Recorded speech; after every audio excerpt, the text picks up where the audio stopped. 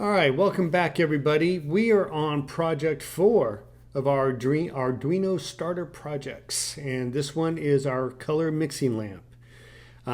Right here for this slide deck, we're going to jump right into our IDE and start looking at the code for this project. And here you can see that we have our setup and our loop functions, and we'll get to these more shortly. But first, what I want to do is talk about the variables that we're going to use to set up our pins, as well as the values that we're going to use both to read from our analog pins and the values that we're ultimately going to write out to our digital output pins. So the first ones I wanted to discuss are the digital output pin values that we're going to ultimately use. And here we're going to use our PWM, Pulse Width Modulated pins, and you can see the tilde in front of them. And we're going to use the pins 9, 10, and 11. And these will be the pins that we ultimately use to write out to our LED. And next, what I want to look at are the input pins, the analog pins of A0, A1, and A2. And what we're going to use these pins for is reading in from the red, the blue, and the green phototransistors. And what we're looking at here is, since the phototransistors are analog, we're going to be reading in from those pins and storing the analog values that we read in from those pins into these variables right here. So as you can see with the red sensor value, the blue sensor value, the green sensor value, they're not const because they're going to be changing frequently. And what they're going to be changing to are the values that we read in from our analog A0, A1, and A2. And we'll see more. We'll see that in action here in just a little bit. The next variables that we're going to look at are the actual values that we are going to use to write out to our digital pins, digital pin 9, 10, and 11. And these will be the values that we ultimately use to write to the LED. So we're going to read in from A0, A1, and A2. We're going to store the values that we read in into blue sensor value, red sensor value, green sensor value. We're going to do a little bit of math and convert a couple of the values into something more reasonable for our digital pins, and we'll store that converted value into red value, blue value, and green value, and write it out to our digital side. And we'll see what all this means here in just a moment. But the first thing that we are going to do is take a look at our setup, because what we are going to want to do right off the bat, like we always do, is start with our setup. And here we're going to set up our serial port, and we're going to set up our pins for output. So here we have 96 baud for output, and then we look at the pins for the digital outputs to the LED, and you can see that we are setting up the LED pin 9, 10, and 11, and we're setting those up to be outputs. And that's all that we're doing here for the setup. Again, we're doing the serial at 96 baud. That's just so we can communicate over the USB. And then we're setting up our pins, just telling the board that these particular pins are going to be outputs, right? 9, 10, 11 are going to be output pins. That's all we're doing here. And so once we have everything set up, the board knows that those pins are going to be output. We're going to go ahead and start setting everything up. And here, let me clean that up just a little bit. Looks better. So here in our loop, this is our infinite loop that just keeps on running. What we're going to do first is we're going to read in from our analog pins, analog 0, 1, and 2. And you can see here that we are storing the values that we read in from those pins into the red sensor value, the green sensor value, and the blue sensor value. The only thing right here that might look a little strange is the delay. And we'll talk more about that in just a moment. But for now, really pay attention that we're reading the analog information in from the given sensor pin, and we are putting it into the sensor value. From here, the next thing we need to do on that sensor value that we just read in, we need to divide it by 4. Then we'll explain why we're dividing by 4 here in just a moment. And then after we do that divide by 4, we're going to store the value of red sensor pin, blue sensor pin, green sensor pin divided by 4, and we're going to store it in red value, blue value, and green value.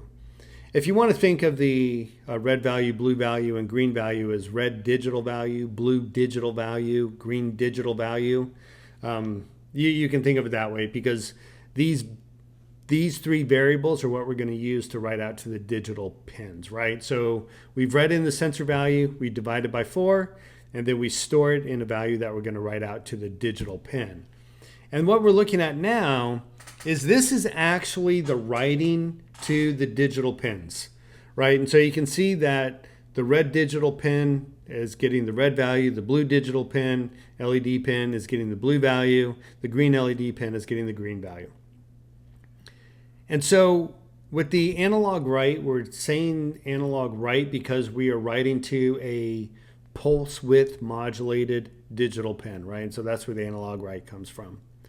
So we still need to understand why we're doing this divide by 4, as well as understanding precisely what this delay 5 really means. So let's go ahead and look at the delay 5 first, and then we'll revisit the divide by 4.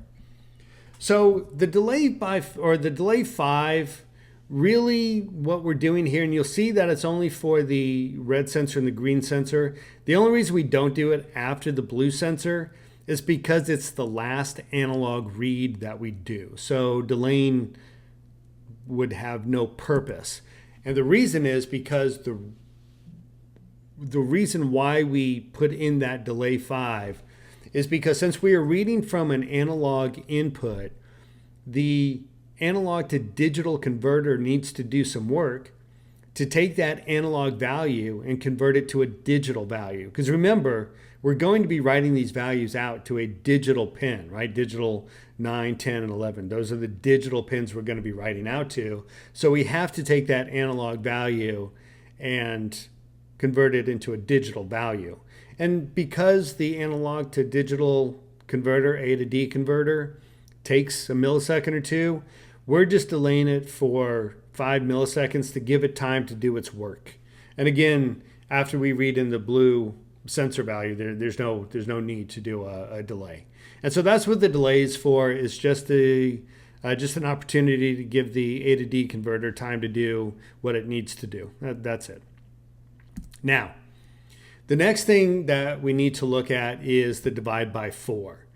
And this divide by 4, if you remember, we're reading in from that analog sensor, right? And so that's where we get the analog sensor value, red sensor value, blue sensor value, green sensor value. And we're going to put it simply into a value, another variable, red, blue, green. You could look at that again, red digital value, blue digital value, green digital value. And the reason that we need to do the divide by 4, and again, we do it for all of them, and the reason that we need to do that is because the analog value that we can receive from A0, A1, or A2 is a value between 0 and 1023. Right? That's what the sensors from an analog can give us. However, since we know that we're going to be writing these values out to a digital pin, we need to be aware that our digital pins can only take a maximum of between 0 and 255. So when we're looking at writing to the pins, the LED pins, which are digital, and we need to give it a value, remember, we're writing to a PWM pin, 9, 10, and 11, and the maximum that it can take is 255.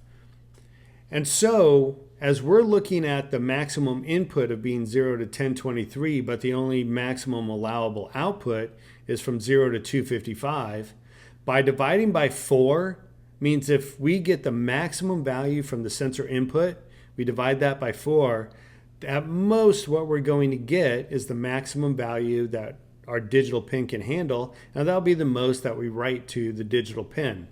Now you'll notice if we do 1023 divided by 4, we technically get something larger than 255. We get 255.75.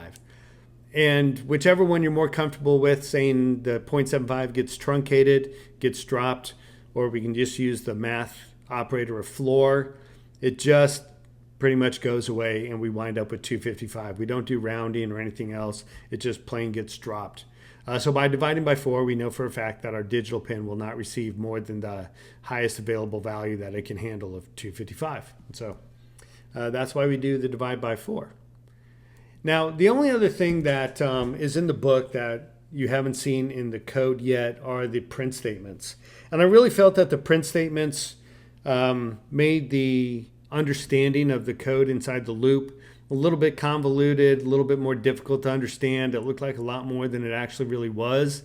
So I removed the print statements. And what I want to do, though, is I want to add the print statements in, but I want to do it in a very clean, organized fashion so that the code doesn't really mess with the code for the print doesn't mess with the readability of the code. So let's take a look and see how this is really coming together.